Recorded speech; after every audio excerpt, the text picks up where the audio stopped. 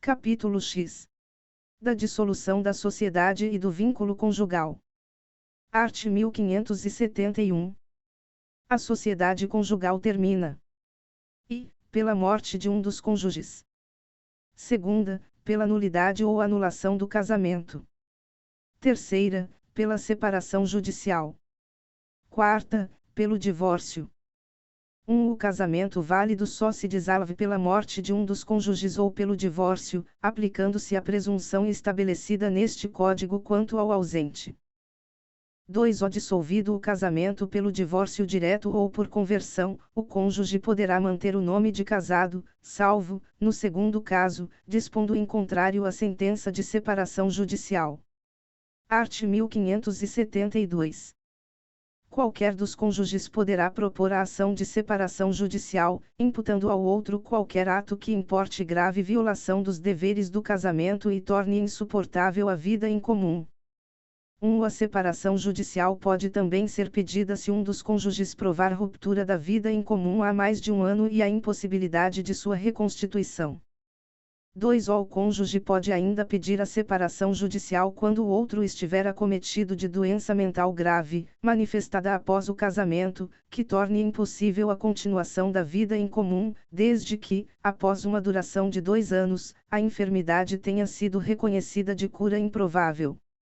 3. No caso do parágrafo 2, reverterão ao cônjuge enfermo, que não houver pedido a separação judicial, os remanescentes dos bens que levou para o casamento, e se o regime dos bens adotado o permitir, a meação dos adquiridos na constância da sociedade conjugal. Art. 1573.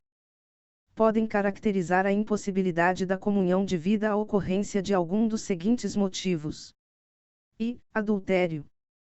Segunda, tentativa de morte. Terceira, sevícia ou injúria grave.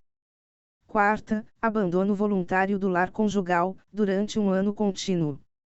V. Condenação por crime infamante. Sexta, conduta desonrosa. Parágrafo único. O juiz poderá considerar outros fatos que tornem evidente a impossibilidade da vida em comum. Art. 1574. Dar-se-á a separação judicial por mútuo consentimento dos cônjuges se forem casados por mais de um ano e o manifestarem perante o juiz, sendo por ele devidamente homologada a convenção. Parágrafo único. O juiz pode recusar a homologação e não decretar a separação judicial se apurar que a convenção não preserva suficientemente os interesses dos filhos ou de um dos cônjuges. Art. 1575. A sentença de separação judicial importa a separação de corpos e a partilha de bens. Parágrafo único. A partilha de bens poderá ser feita mediante proposta dos cônjuges e homologada pelo juiz ou por este decidida. Art. 1576. A separação judicial põe termo aos deveres de coabitação e fidelidade recíproca e ao regime de bens. Parágrafo único. O procedimento judicial da separação caberá somente aos cônjuges, e, no caso de incapacidade, serão representados pelo curador, pelo ascendente ou pelo irmão. Art. 1577. Seja qual for a causa da separação judicial e o modo como esta se faça, é lícito aos cônjuges restabelecer, a todo tempo, a sociedade conjugal, por ato regular em juízo. Parágrafo único. A reconciliação em nada prejudicará o direito de terceiros, adquirido antes e durante o estado de separado, seja qual for o regime de bens. Art. 1578. O cônjuge declarado culpado na ação de separação judicial perde o direito de usar o sobrenome do outro, desde que expressamente requerido pelo cônjuge inocente e se a alteração não acarretar evidente prejuízo para a sua identificação. Segunda, manifesta distinção entre o seu nome de família e o dos filhos havidos da união dissolvida. Terceira, dano grave reconhecido na decisão judicial. O cônjuge inocente na ação de separação judicial poderá renunciar, a qualquer momento, ao direito de usar o sobrenome do outro. 2. Nos demais casos caberá a opção pela conservação do nome de casado.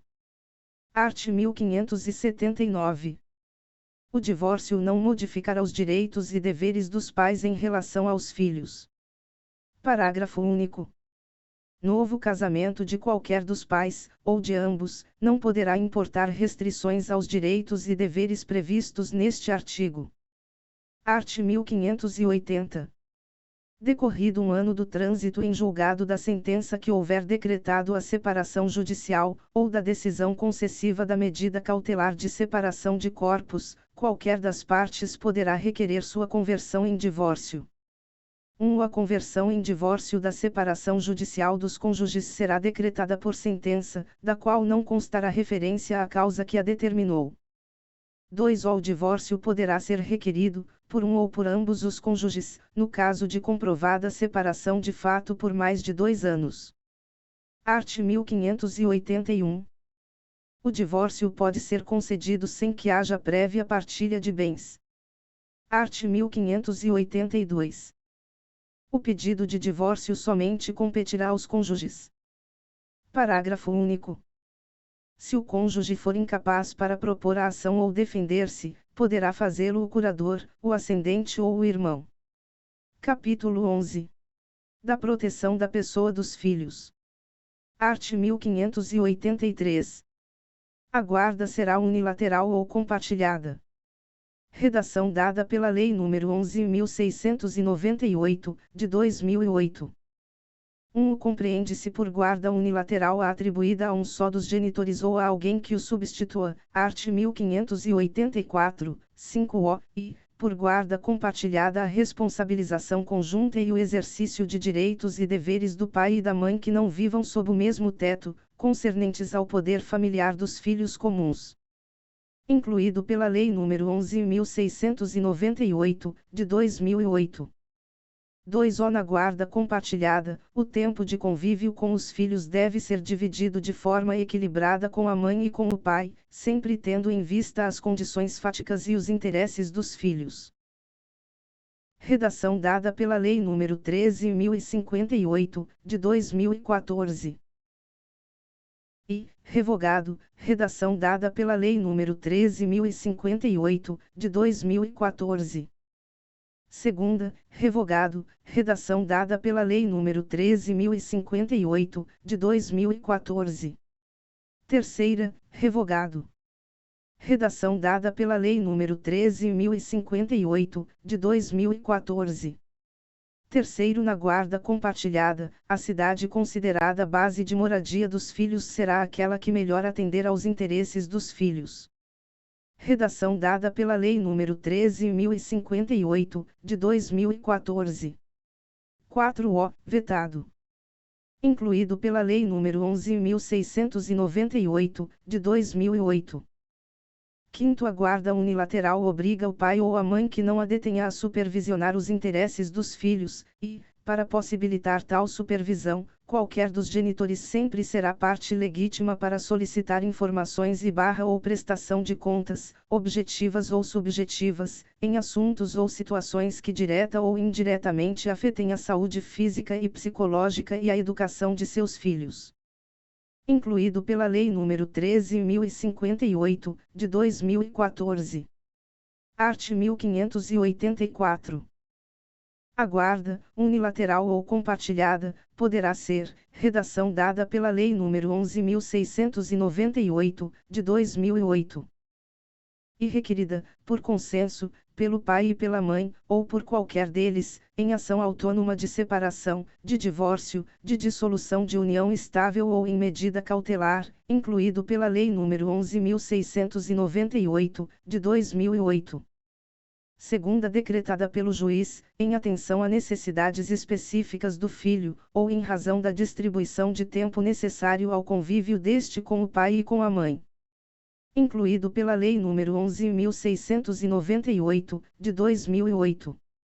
1. Na audiência de conciliação, o juiz informará ao pai e à mãe o significado da guarda compartilhada, a sua importância, a similitude de deveres e direitos atribuídos aos genitores e as sanções pelo descumprimento de suas cláusulas. Incluído pela Lei nº 11.698, de 2008. 2. Quando não houver acordo entre a mãe e o pai quanto à guarda do filho, encontrando-se ambos os genitores aptos a exercer o poder familiar, será aplicada a guarda compartilhada, salvo se um dos genitores declarar ao magistrado que não deseja a guarda do menor. Redação dada pela Lei nº 13.058, de 2014.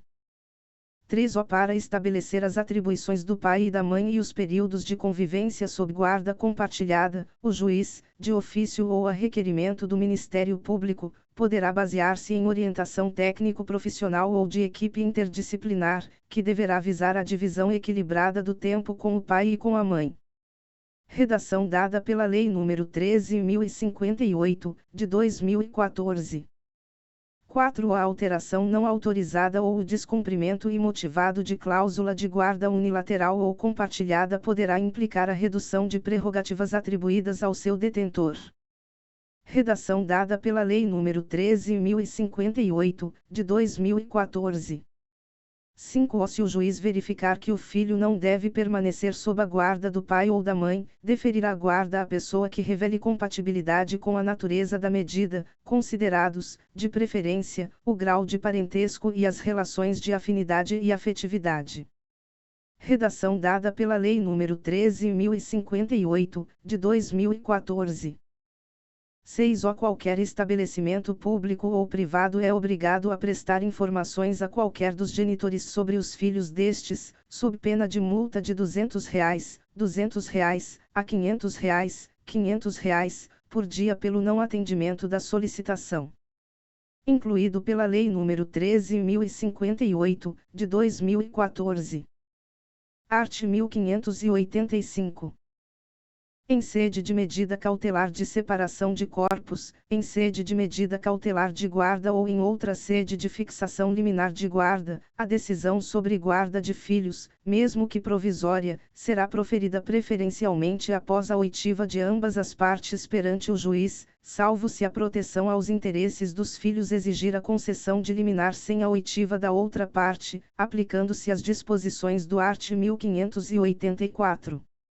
Redação dada pela Lei nº 13.058, de 2014. Art. 1586.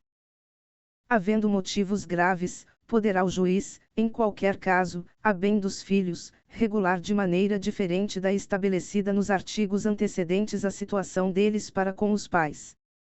Art. 1587. No caso de invalidade do casamento, havendo filhos comuns, observar-se-á o disposto nos arts. 1584 e 1586. Art. 1588. O pai ou a mãe que contrair novas núpcias não perde o direito de ter consigo os filhos, que só lhe poderão ser retirados por mandado judicial, provado que não são tratados convenientemente. Art. 1589. O pai ou a mãe, em cuja guarda não estejam os filhos, poderá visitá-los e tê-los em sua companhia, segundo o que acordar com o outro cônjuge, ou for fixado pelo juiz, bem como fiscalizar sua manutenção e educação. Parágrafo único. O direito de visita estende-se a qualquer dos avós, a critério do juiz, observados os interesses da criança ou do adolescente. Incluído pela Lei nº 12.398, de 2011. Art. 1590. As disposições relativas à guarda e prestação de alimentos aos filhos menores estendem-se aos maiores incapazes. Subtítulo 2. Das relações de parentesco. Capítulo I. Disposições gerais. Art. 1591. São parentes em linha reta as pessoas que estão umas para com as outras na relação de ascendentes e descendentes. Art. 1592. São parentes em linha colateral ou transversal, até o 4º grau, as pessoas provenientes de um só tronco, sem descenderem uma da outra. Art. 1593. O parentesco é natural ou civil, conforme resulte de consanguinidade ou outra origem. Art. 1594.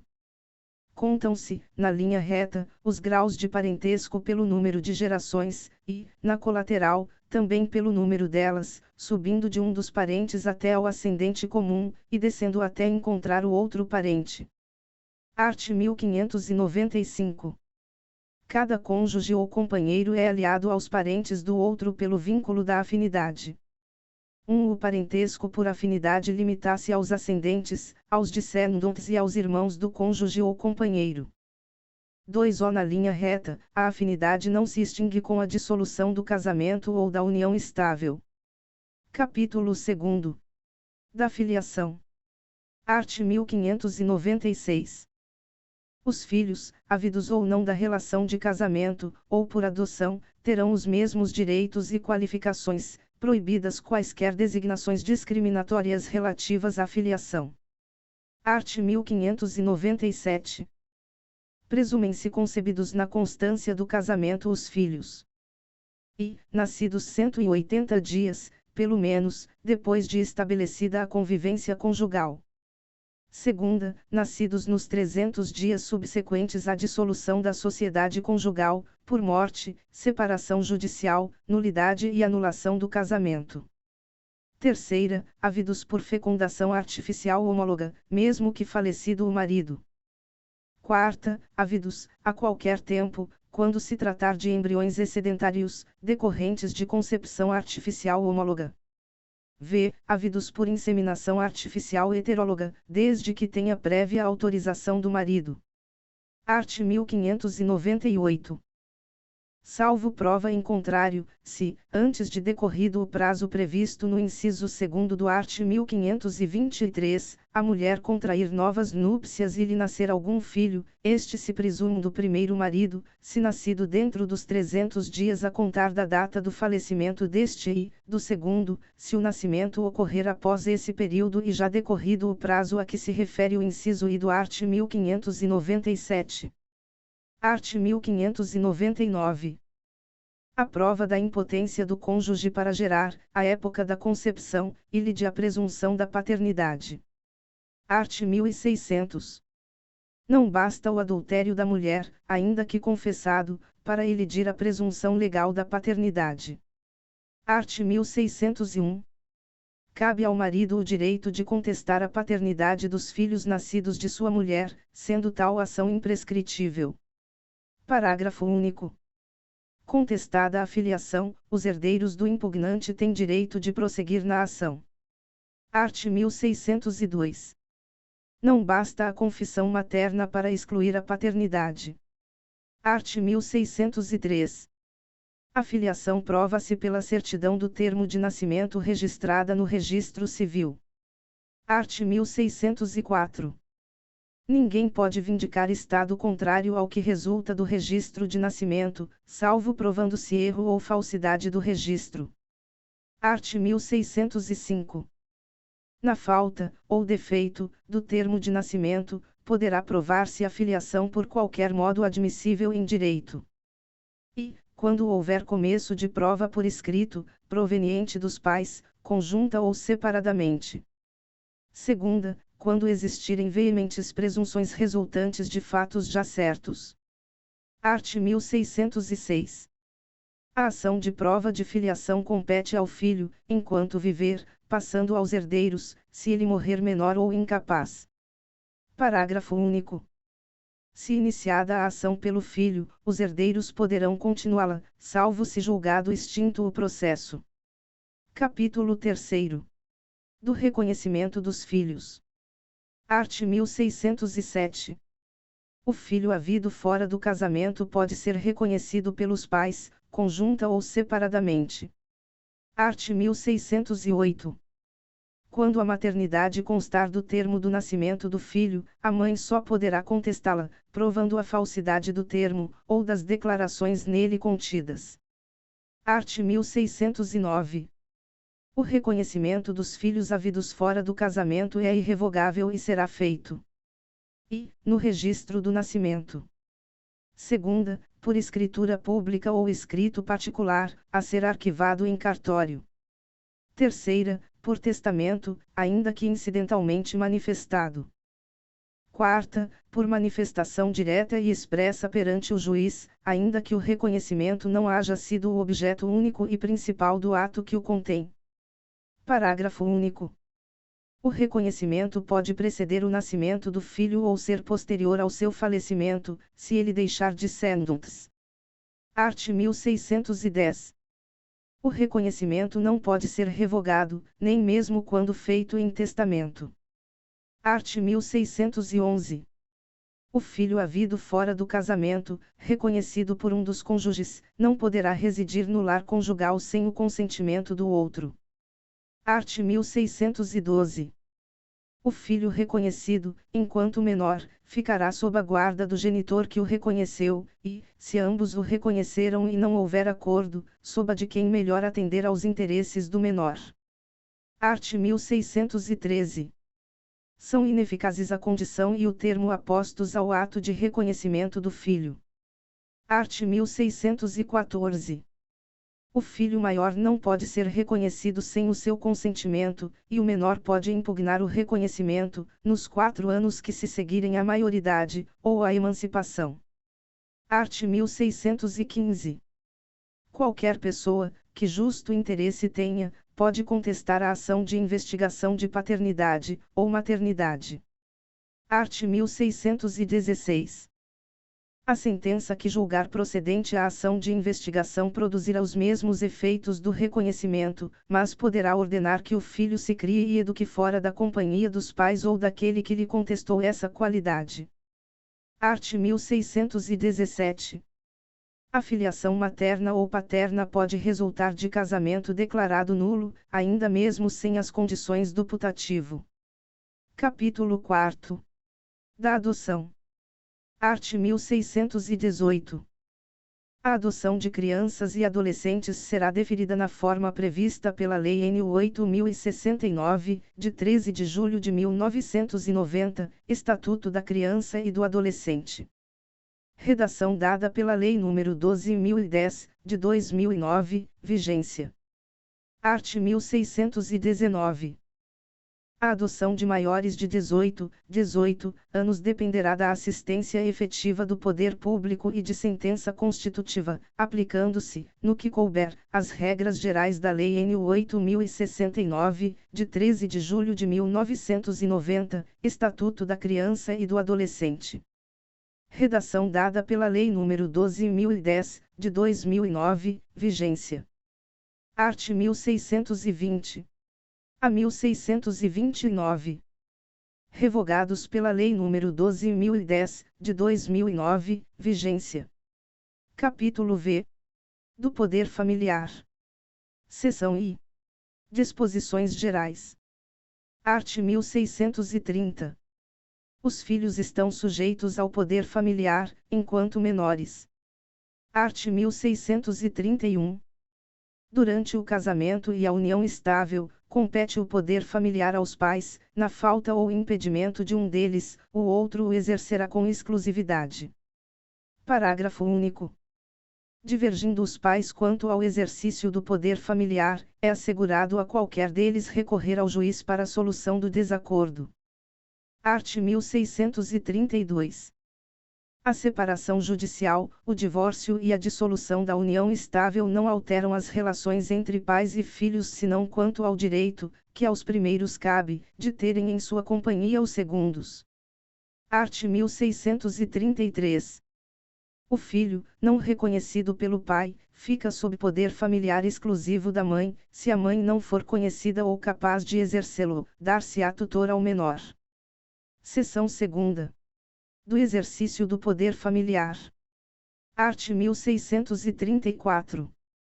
Compete a ambos os pais, qualquer que seja a sua situação conjugal, o pleno exercício do poder familiar, que consiste em, quanto aos filhos, redação dada pela Lei nº 13.058, de 2014. E, dirigir-lhes a criação e a educação, redação dada pela Lei nº 13.058, de 2014. Segunda, exercer a guarda unilateral ou compartilhada nos termos do art. 1584, redação dada pela Lei nº 13.058, de 2014. Terceira, conceder-lhes ou negar-lhes consentimento para casarem, redação dada pela Lei nº 13.058, de 2014. Quarta, conceder-lhes ou negar-lhes consentimento para viajarem ao exterior, redação dada pela Lei nº 13.058, de 2014. V. Conceder-lhes ou negar-lhes consentimento para mudarem sua residência permanente para outro município, redação dada pela Lei nº 13.058, de 2014. Sexta, nomear-lhes tutor por testamento ou documento autêntico, se o outro dos pais não lhe sobreviver, ou o sobrevivo não puder exercer o poder familiar, redação dada pela Lei nº 13.058, de 2014. Sétima, representá-los judicial e extrajudicialmente até os 16 anos, nos atos da vida civil, e assisti-los, após essa idade, nos atos em que forem partes, suprindo-lhes o consentimento, redação dada pela Lei nº 13.058, de 2014. Oitava, reclamá-los de quem ilegalmente os detenha, incluído pela Lei nº 13.058, de 2014. Nona, exigir que lhes prestem obediência, respeito e os serviços próprios de sua idade e condição. Incluído pela Lei nº 13.058, de 2014. Seção 3ª. Da suspensão e extinção do poder familiar. Art. 1635. Extingue-se o poder familiar. I. Pela morte dos pais ou do filho. Segunda, pela emancipação, nos termos do art. 5-O, parágrafo único. Terceira, pela maioridade. Quarta, pela adoção. V. Por decisão judicial, na forma do artigo 1638. Art. 1636. O pai ou a mãe que contrai novas núpcias, ou estabelece união estável, não perde, quanto aos filhos do relacionamento anterior, os direitos ao poder familiar, exercendo-os sem qualquer interferência do novo cônjuge ou companheiro. Parágrafo único. Igual preceito ao estabelecido neste artigo aplica-se ao pai ou à mãe solteiros que casarem ou estabelecerem união estável. Art. 1637. Se o pai, ou a mãe, abusar de sua autoridade, faltando aos deveres a eles inerentes ou arruinando os bens dos filhos, cabe ao juiz, requerendo algum parente, ou o Ministério Público, adotar a medida que lhe pareça reclamada pela segurança do menor e seus haveres, até suspendendo o poder familiar, quando convenha. Parágrafo único. Suspende-se igualmente o exercício do poder familiar ao pai ou à mãe condenados por sentença irrecorrível, em virtude de crime cuja pena exceda 2 anos de prisão. Art. 1638. Perderá por ato judicial o poder familiar o pai ou a mãe que I. Castigar imoderadamente o filho. Segunda, deixar o filho em abandono. Terceira, praticar atos contrários à moral e aos bons costumes. Quarta, incidir, reiteradamente, nas faltas previstas no artigo antecedente. V. Entregar de forma irregular o filho a terceiros para fins de adoção. Incluído pela Lei nº 13.509, de 2017. Parágrafo único. Perderá também por ato judicial o poder familiar aquele que, incluído pela Lei nº 13.715, de 2018.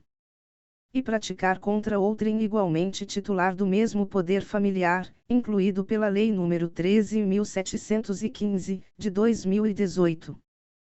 A. Homicídio, feminicídio ou lesão corporal de natureza grave ou seguida de morte, quando se tratar de crime doloso envolvendo violência doméstica e familiar ou menosprezo ou discriminação à condição de mulher, incluído pela Lei nº 13.715, de 2018. B. Estupro ou outro crime contra a dignidade sexual sujeito à pena de reclusão, incluído pela Lei nº 13.715, de 2018. Segunda, praticar contra filho, filha ou outro descendente, incluído pela Lei nº 13.715, de 2018. A. Homicídio, feminicídio ou lesão corporal de natureza grave ou seguida de morte, quando se tratar de crime doloso envolvendo violência doméstica e familiar ou menosprezo ou discriminação à condição de mulher, incluído pela Lei nº 13.715, de 2018. B. Estupro, estupro de vulnerável ou outro crime contra a dignidade sexual sujeito à pena de reclusão, incluído pela Lei nº 13.715, de 2018. Título 2º. Do Direito Patrimonial. Subtítulo I. Do Regime de Bens entre os Cônjuges. Capítulo I. Disposições Gerais. Art. 1639. É lícito aos nubentes, antes de celebrado o casamento, estipular, quanto aos seus bens, o que lhes aprouver. 1. O regime de bens entre os cônjuges começa a vigorar desde a data do casamento. 2. É admissível a alteração do regime de bens, mediante autorização judicial em pedido motivado de ambos os cônjuges, apurada a procedência das razões invocadas e ressalvados os direitos de terceiros. Art. 1640. Não havendo convenção, ou sendo ela nula ou ineficaz, vigorará, quanto aos bens entre os cônjuges, o regime da comunhão parcial. Parágrafo único. Poderão os nubentes, no processo de habilitação, optar por qualquer dos regimes que este Código regula. Quanto à forma, reduzir-se-á a termo a opção pela comunhão parcial, fazendo-se o pacto antenupcial por escritura pública, nas demais escolhas. Art. 1641. É obrigatório o regime da separação de bens no casamento. E, das pessoas que o contraírem com inobservância das causas suspensivas da celebração do casamento. Segunda da pessoa maior de 70 anos, redação dada pela Lei nº 12.344, de 2010. Terceira, de todos os que dependerem, para casar, de suprimento judicial. Art. 1642. Qualquer que seja o regime de bens, tanto o marido quanto a mulher podem livremente e praticar todos os atos de disposição e de administração necessários ao desempenho de sua profissão, com as limitações estabelecidas no inciso I do art. 1647. Segunda, administrar os bens próprios. Terceira, desobrigar ou reivindicar os imóveis que tenham sido gravados ou alienados sem o seu consentimento ou sem suprimento judicial. Quarta, demandar a rescisão dos contratos de fiança e doação, ou a invalidação do aval, realizados pelo outro cônjuge com infração do disposto nos incisos 3ª e 4ª do art. 1647. V. Reivindicar os bens comuns, móveis ou imóveis, doados ou transferidos pelo outro cônjuge ao concubino, desde que provado que os bens não foram adquiridos pelo esforço comum destes, se o casal estiver separado de fato por mais de 5 anos.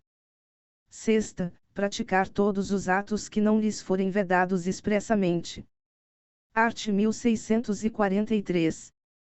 Podem os cônjuges, independentemente de autorização um do outro, e comprar, ainda a crédito, as coisas necessárias à economia doméstica. Segunda, obter, por empréstimo, as quantias que a aquisição dessas coisas possa exigir. Art. 1644. As dívidas contraídas para os fins do artigo antecedente obrigam solidariamente ambos os cônjuges. Art. 1645. As ações fundadas nos incisos 3ª, 4ª e v do art. 1642 competem ao cônjuge prejudicado e a seus herdeiros. Art. 1646. No caso dos incisos 3ª e 4ª do art. 1642, o terceiro, prejudicado com a sentença favorável ao autor, terá direito regressivo contra o cônjuge, que realizou o negócio jurídico, ou seus herdeiros. Art. 1647. Ressalvado o disposto no art. 1648, nenhum dos cônjuges pode, sem autorização do outro, exceto no regime da separação absoluta, e alienar ou gravar de ônus real os bens imóveis. Segunda, pleitear, como autor ou réu, acerca desses bens ou direitos. Terceira, prestar fiança ou aval. Quarta, fazer doação, não sendo remuneratória, de bens comuns, ou dos que possam integrar futura meação. Parágrafo único. São válidas as doações nupciais feitas aos filhos quando casarem ou estabelecerem economia separada. Art. 1648. Cabe ao juiz, nos casos do artigo antecedente, suprir a outorga, quando um dos cônjuges a denegue sem motivo justo, ou lhe seja impossível concedê-la. Art. 1649. A falta de autorização, não suprida pelo juiz, quando necessária, art. 1647, tornará anulável o ato praticado, podendo o outro cônjuge pleitear-lhe a anulação, até 2 anos depois de terminada a sociedade conjugal.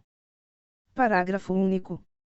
A aprovação torna válido o ato, desde que feita por instrumento público, ou particular, autenticado. Art. 1650.